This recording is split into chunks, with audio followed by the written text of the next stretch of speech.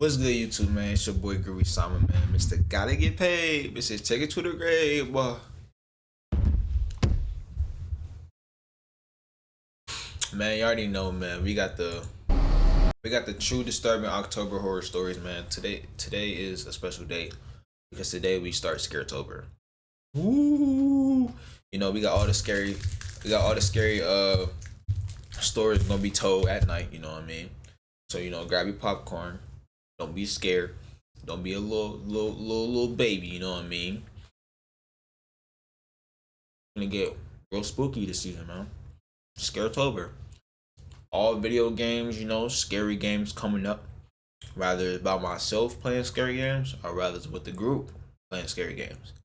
So without further ado, let's get to the video.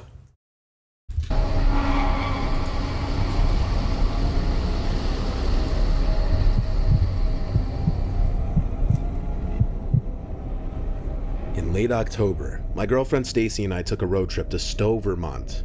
We rented a cabin on the website Glamming Hub, only about a 20-minute ride from the village. It was on a nice hilltop with a view of the fall foliage, which was just the reason why we took this trip. We had the rental from Thursday night to Sunday. The cabin had a code lock system. The owner sent me the combination before we arrived, and it worked seamlessly. Stepping in, we looked around the place, and it was nice and cozy. Literally everything was made of wood, and it had this very old-fashioned country feel. It even had this distinct smell that just reminded us of, well, I guess a country log cabin. There was a bathroom, a small kitchen, 3 bedrooms, and a living room. It was plenty of space for the two of us. Beautiful. There were 2 TVs, one in the master bedroom and one in the living room. There was this other door that was locked though, which we presumed led to the 3rd bedroom that was listed on the ad. Though we didn't know why it would be locked, it wasn't a big deal at all, and we presumed the owner had some personal stuff in there. Plus, he knew it would only be us 2. We put most of our luggage in the 2nd bedroom so that we could leave the master bedroom nice and neat. Since we arrived pretty late on Thursday, we went straight out to dinner in town. Then we walked around the village for a little bit before returning to the cabin. By then it was late, so we called it a night after a movie. Okay. The next day was a cloudy, chilly one. We went out to hike along some dirt trails in the woods near the cabin, which was very peaceful. Upon returning to the cabin, I showered and changed out of my hiking attire and into more appropriate attire for That's what I be telling y'all about going in the woods, man. You will never catch me in the woods, hiking, doing none of that. Period. No sir, not this.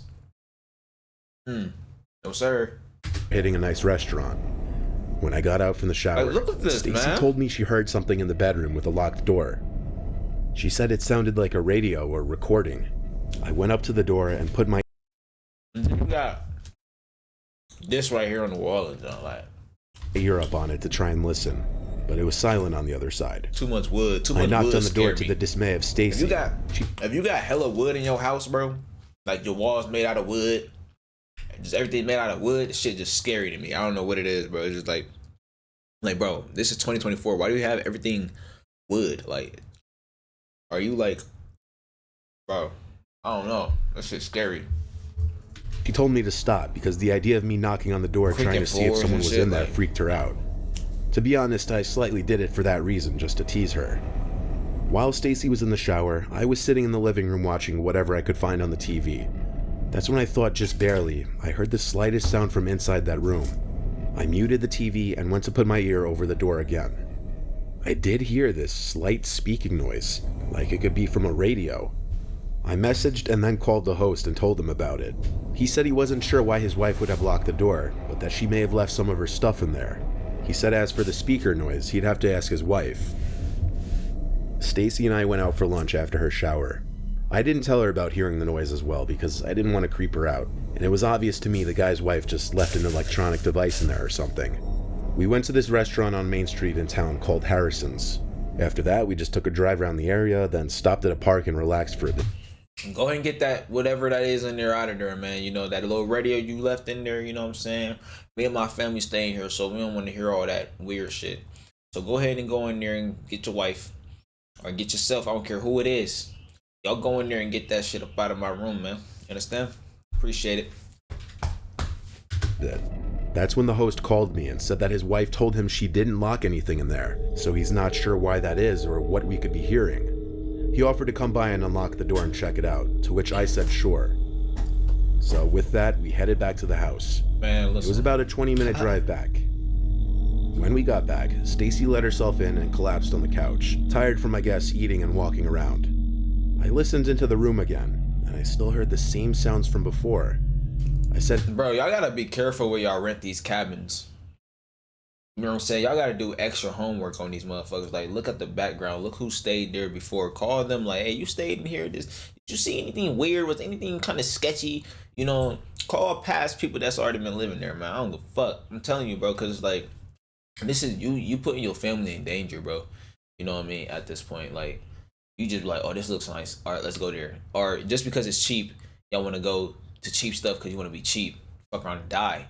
You feel me? So it's like, bro, just go ahead and spend that extra money, bro, to be safe. You feel me? Like, this shit looks sketch, bro. Like, what is this? This is their cabin. She talking about she locking rooms and stuff. We not allowed to go in certain rooms and shit. What? No locked doors. The only locked doors that should be locked is the ones going outside and into inside. You know what I'm saying? No room should be locked. What you mean rooms locked? Everything should be on limit. What you mean? Not off limits, on limit. Unlimited access. What are you talking about? Like, this shit's scary as fuck. I don't know. It's just me. Like, the wood is crazy. Like, I've been to cabins before, bro, and they haven't been like this. I've been through nice cabins though, so that's what I'm saying. Spend that extra money, man. But hang on, I'll be right back to Stacy as I walked outside. I didn't know why I didn't think of doing this sooner. I went to the window to the bedroom with the locked door. There were no curtains or anything blocking the view inside. Orange lights and shit. As I stood on my tiptoes to look into the room, I was horrified. I saw this grossly skinny, tall, 20-something-year-old guy in a hood dancing slowly in the center of the room. He had what looked to be a small radio in his hand. He noticed me quickly at the window, and he stopped and looked at me, smiling. Bro, I started screaming Stacy's name, yelling, "Get out of the house." She met me at the door, panicked and confused. I told her just get in the car. I grabbed our 2 bags, leaving whatever stray items behind, and threw them in the trunk, driving off. Yeah, we out. I then called the host and told him to call the cops because someone was in the house. Yeah. An hour later, while we were sitting in town, I got a call back from the host who said police arrived and the 3rd bedroom was opened and no one was in there. However, they found multiple empty bags of chips under the bed, implying someone was in fact in there. We went back to collect our remaining belongings and worked out a refund between the host and the website. This nigga was sleeping under the bed? In the room that was locked? Eating chips? Are you serious? Crazy, man. This nigga weird. I ain't gonna lie. Was there any force of breaking entry or anything like that? How did he get in here, bro? Of course, we didn't stay there after that. We went to a nearby motel. Wait, did this nigga say 20-foot man? Oh, hell no. Did he say 20-foot man? Nah, that ain't no person, bro. That's a demon. And stayed till Sunday. Then we went home. I'll tell you though, what I saw through the hotel and stayed till Sunday. And we went home. Let's say. I'll tell you though, what I saw through that window, that dancing skinny figure, I couldn't sleep for nights.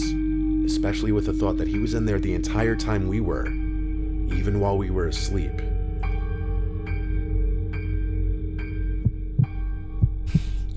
Hey, man. It happened after a long Friday night halfway through October, a rainy one, and drinks were involved. I was at this Halloween-themed housewarming party with all my friends. I didn't wear a costume because I came straight from work already pretty exhausted. I took an Adderall to wake myself up before going. We stopped celebrating Halloween when I was like a certain age, bro. There were hey, if you in a Christian family or whatnot, or you grew up in a Christian family, and if you still doing Halloween, it's just because you a kid. But at a certain age, your parents are gonna make you stop doing Halloween, bro. I ain't gonna lie, the day I stopped doing Halloween, bro, was the day my heart was broken. I was like, no more Halloween, no candy. And then it's just like, I don't know, it's just different. Like, you still got candy, because, you know, they just bought you loads of candy and shit like that. But I was like, bro, this shit ain't the same, bro. I want to go and venture with my friends, knocking on doors. I feel like, I don't know what it is. I get that I mean, I get it, you know what I mean? I get it. You don't want your kids around that as parents, you obligated to do that, man. Your kids don't have to celebrate Halloween or do all this other stuff. But I just feel like as a kid, I wasn't really thinking too deep to it. I was really just thinking about like having fun with my friends and shit, going trick or treating, getting the biggest candy bar and stuff like that, getting the best snacks. You know what I'm saying? I wasn't really thinking too deep into like demons and shit like that. You feel me? Like, but some people, that's just me though. Some people actually are. You know what I mean? So I get why people don't want their kids doing it. And if your parents don't want you doing it, stop doing it, man. It's, you know what I'm saying? It's your parents, bro. You gotta respect that. You feel me?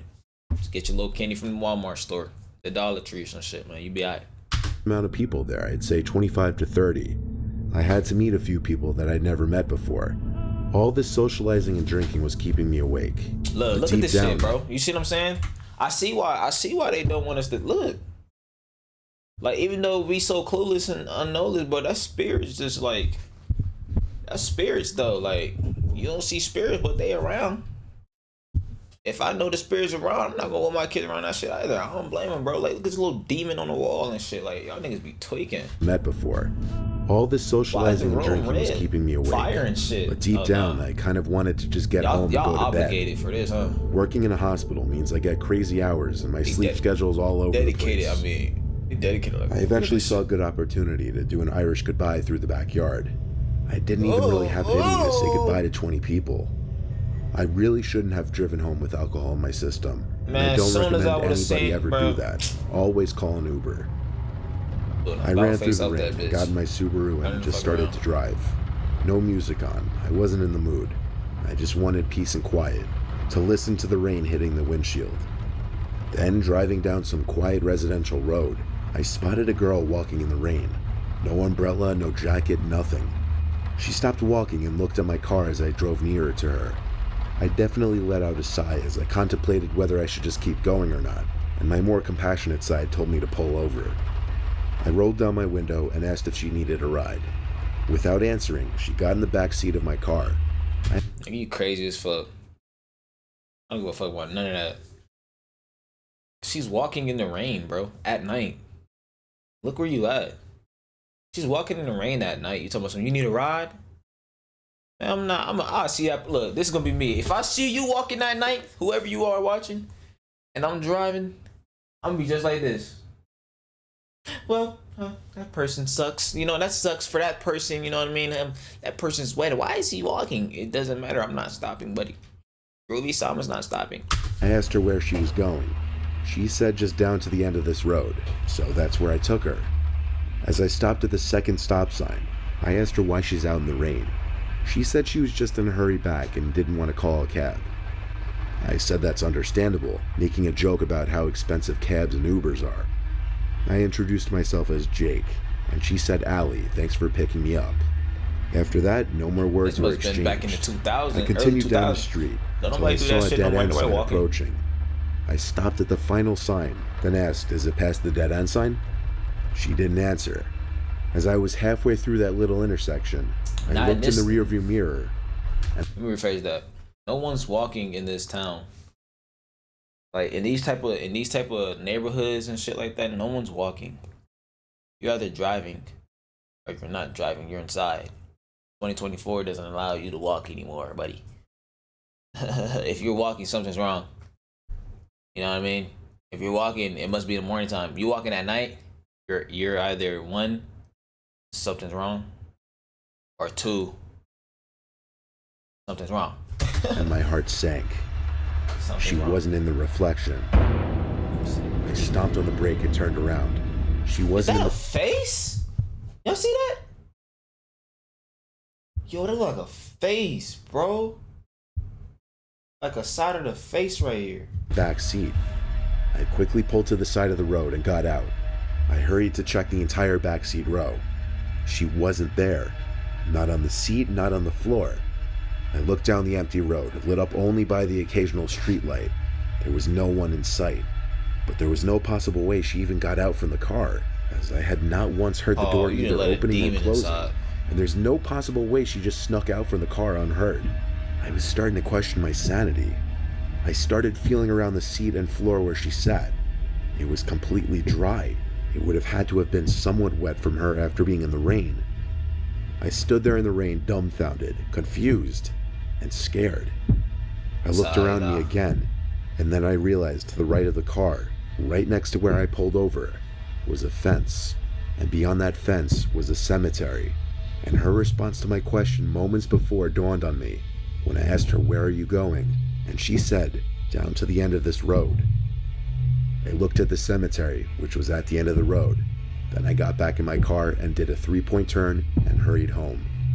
I don't think I was anywhere near drunk enough to be hallucinating shit. Yeah, but is he still alive? Let me know. Is he that nigga still alive? Because if he's not, we need an update on that man right now. He done let a demon inside his house or his life. He let a demon inside his life. He finna be seeing her every day, bro. Last October, my friends and I went to a haunted corn maze in Oak Hill, Ohio. It was supposed to be the best corn maze in our area. I want to leave the name out just out of respect for the family that runs it. I was with my friends Joe, Carl, and Cody. We always do haunted house type stuff every October. On the line to get into the attraction, we overheard some kids saying how last year the maze had to shut down for a night because some kid was actually hurt by one of the workers. We joined in on the conversation, and apparently someone dressed in one of the costumes actually pushed one of the customers, and they had to close for the night. I guess that added a little bit to the nerves, like that maybe we'd feel like the costume actors would actually go above and beyond just the typical jump scares. Once we got in, it felt like a normal corn maze. Yeah, I ain't gonna lie, don't touch me, bro. I'm telling you now, don't touch me. You feel me? It's different. I don't go to them things, bro. I'm telling you, because I don't know how I'm gonna react. Actually, I know how I'm gonna react. You know what I'm saying? And I can't stop myself from reacting that way. You know what I'm saying? This is how it's gonna go. You're gonna scare me, right? And I'm gonna punch you, or I'm gonna like put my hands on you some way, shape, or form that's gonna physically hurt you. You know what I mean? It don't have to be a push. I can mug your throat. You know what I'm saying? I can do anything. You know what I'm saying? Because I'm gonna be so afraid, and then I'm gonna snap back up to reality. Like, oh wait, I'm in the haunted house. Let's keep going. Or let me get the fuck up out of here. You know what I'm saying? It's just like, it's just different, bro. When the adrenaline is rushing and shit, and all you hear is, you feel me? Like it's a little different when you start hearing like crazy shit, scary shit that's not normal, that you don't usually hear. So yeah, don't touch me, bro. Cause you gonna touch me, I'm gonna think you trying to stab me or something. You feel me? Cause I'm gonna think your touch is a knife or a weapon. You know what I mean? Or something that's gonna kill me. So yeah, let's not do that. It started slow. Then, the occasional actors would jump out from behind a corner or out of the crops. There were multiple speakers tucked away in the background, blasting spooky sound effects to add to the ambiance, and it overall was just littered with Halloween decorations and props everywhere. We came to this little split. There were 2 directions we could go, left and right, and there was a sign in the middle with 2 arrows. Yeah, we can turn around. Left side said, "This way to safety," and the right side said, "Danger, keep out." So 2 and 2, we decided to split up. Cody and I... Nigga, what the fuck? It says danger, keep... Alright. Hey. Went to the left, the safety side. Just saying. As we walked, we expected it to be the opposite of safety. That this side would probably be the scarier side or have more jump scares. Well, it turns out that was right. Kind of. We turned this corner, and there was this guy in a costume just standing there holding a pumpkin. The costume was very bizarre. It was an all-black outfit with this weird blank mask over his face. It was a complete pullover mask, but it only had 2 eye holes. No mouth hole, not even holes for the nose. He didn't jump out or make any screaming noises. He just walked up to us holding up the pumpkin, motioning for us to take it. We kinda just laughed, thinking it was part of the gimmick. Then, in a deep, raspy voice, almost like how Batman speaks in the Dark Knight movies, like he were masking his voice, he said, "Take it, please." We looked at him continuing to laugh while moving forward, and he started to follow us, repeating himself over and over, saying, "Take it." Eventually it seemed like it was getting a little stale though, like the joke was over and he should have stopped and went back to his spot. But he kept following us for over a minute. He kept saying, "Take it, take it," his tone getting angrier sounding. Then he said, "Take it or I'll kill you." Now I didn't take that seriously, obviously, given that we were in a corn maze, but I did find it to be a little aggressive of a line. I'm taking the fuck out of that pumpkin. Take it or kill. Okay, you don't have to ask no more. Shit, I threw that bitch right back in. I took the pumpkin from him, and he seemed to stop following us. We continued walking until we bumped into Joe and Carl again at the point where the two separate paths merged, and they both laughed, asking why I was holding a pumpkin. I explained. Everyone agreed I should just take the pumpkin home with me at this point. Anyway, continuing on through the corn maze, it was a pretty traditional standard attraction after that. At one point though, one of the actors actually broke character and came up to me and said I can't steal the pumpkin. I told him one of the workers gave it to me, and he asked which one. I said the guy in the black with the white blank mask. He seemed confused and asked where the worker was. I told him on the left side of the fork in the path. He then walked in that direction, not saying anything. We all thought it was really weird and took us out of the immersion a little bit. Quickly after that, we made it to the end, and it was only then, when there was enough light, that I realized the pumpkin was carved on the inside, and the top of it was cut. I grabbed it by the stem and pulled off the top, expecting something to be in there, and oh, there was. On the bottom of the inside of the pumpkin, at first I didn't know what they were. To be honest, I thought they were some kind of food, till I picked one up. I realized it was a severed human finger, a very real one, and there were probably 9 more in there. On the side of the pumpkin was a pair of eyes drawn in black Sharpie, and under them said, "Always watching," with a smiley face next to it. My friends and I screamed and freaked out, and we ran to the nearest worker. She didn't know what to do either, as she was just as young as us. She called for one of her superiors, and he called the police. The whole attraction was shut down as police came and basically listened to our story. We stayed on the premises while police searched the place, but it was basically in the middle of nowhere, so he could have been anywhere. The police took the appendages for, I'm assuming, forensic analysis. I don't think a body was ever found to match the fingers. We left that place unharmed that night, but not without a permanently traumatizing experience. What the fuck is that? Oh, hell no. Got to react to that next. Hey, man, that's all for the video, man. Subscribe if you're new, man. You feel me? Make sure everything you need to know about your boy Gregory Sama is in the link down in the description. Make sure y'all click the links in the description, man. Click these 2 playlists, man. And your boy Gregory Sama's out. Peace. That was a good ass video, though. I'm not gonna lie to you.